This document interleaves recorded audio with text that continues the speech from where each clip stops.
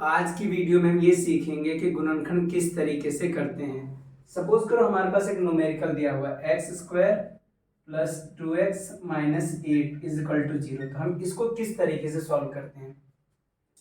तो सबसे पहले चेक करो कि क्या ये पावर के घटते क्रम में लिखा हुआ है। तो देख रहे हो पावर 2 फिर 1 फिर 0, हाँ ये घटते क्रम में लिखा हुआ है। फिर उसके बाद क्या करना है, जो इसका कोएफिशिएंट होता है, इसका यहाँ कुछ भी कोएफिशिएंट नहीं है तो 1 लिख देते हैं। कोएफिशिएंट का मतलब होता है गुणांक, तो जिसके आगे कोई नंबर ना हो वहां 1 लिख दिया। फिर उसके बाद क्या करते हैं, इसका इससे गुना करते हैं। तो 1 का 8 से गुना किया, आया कितना 8। अब 8 का हम एलसीएम निकाल देंगे, 8 का गुणनखंड निकाल देंगे। तो 2 के पहाड़े में 8 4 बार में आता है, फिर 2 से किए 2 के पहाड़े में 4 2 बार में आता है, फिर 2 से किए 2 के पहाड़े में 1 बार में आता है। तो 2 गुने 2 गुने 2 आया। अब मेरे पास जो ये नंबर बने, ये गुणनखंड बने, इन्हीं का इस्तेमाल करके मुझे प्लस का 2 लाना है। तो किस तरीके से आएगा, सपोज करो मैं इसे अकेला और इन दोनों को एक साथ ले लेता हूं। तो 2 और ये 2 प्लस ये 2 है और ये 2 गुने 2 4। मान लो मैं इसको जोड़ता हूं तो आएगा कितना 6, और घटाऊंगा तो कितना आएगा 2। 2 आएगा कि माइनस का 2 आएगा, माइनस का 2 आएगा। क्यों, क्योंकि प्लस माइनस होता है माइनस। 4 में से 2 गया बचा 2, बड़ा जो होता है उसका साइन आता है। तो हमें -2 नहीं लाना, हमें प्लस का 2 लाना है। तो हम इसको अरेंज करेंगे, प्लस वाले को पहले लिख देंगे और माइनस वाले को बाद में लिख देंगे। ऐसा क्यों किया मैंने, ताकि जो बीच वाला नंबर है प्लस के साइन में है तो प्लस के साइन में आ जाए। यहाँ पे हम इसको ऐसे भी लिख सकते थे, यहाँ पे मान लो हम इसको तोड़े तो +2 - 4x लिख सकते थे, लेकिन ऐसा क्यों नहीं किया। उससे जो रिजल्टेंट आएगा वो +2 ना आकर -2x आएगा, तो जो गलत हो जाएगा। तो हमें +2 लाना है, तो उसके हिसाब से हमने इसको तोड़कर इस तरीके से लिख दिया, प्लस का 4 माइनस का 2। तो इस तरीके से प्लस का ये 2 आ जाएगा।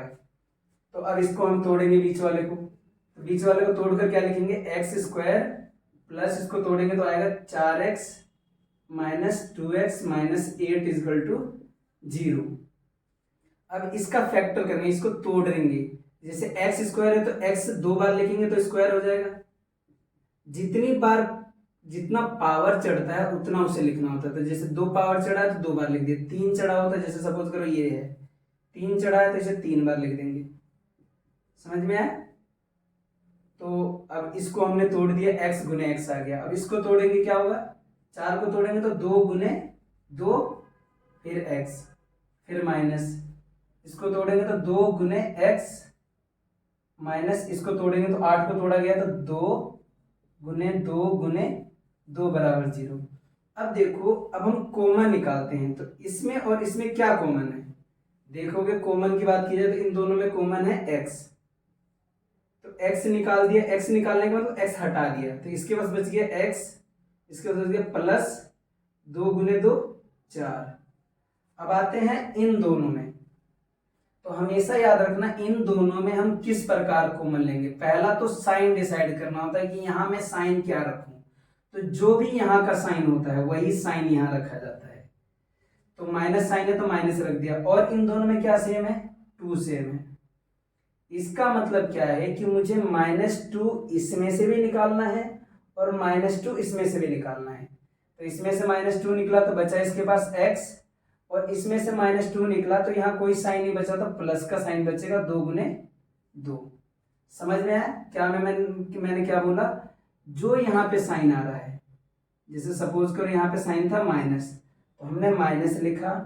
और दोनों में सेम क्या है, दोनों में सेम है, इसमें भी x सेम है, सॉरी इसमें भी 2 सेम है, इसमें भी 2 सेम है। तो मैं जो यहाँ साइन है पहले वो लिखना है, जो सेम है उसे लिखना है। तो यहाँ माइनस साइन था तो मैंने माइनस लिखा, 2 सेम था तो 2 लिखा।